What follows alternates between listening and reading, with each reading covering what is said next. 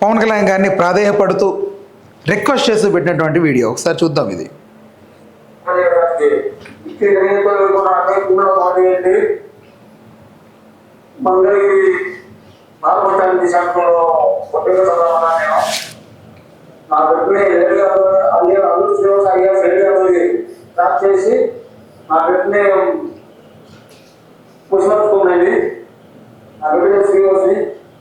దయచేసి మీ సనాతనమైనటువంటి లాభాలను పోరాటాలు కాబట్టి ఆ పోరాట శక్తి మీద ఉండగా పెట్టి ఆ బిడ్డను మాకు అప్పగించాలి సార్.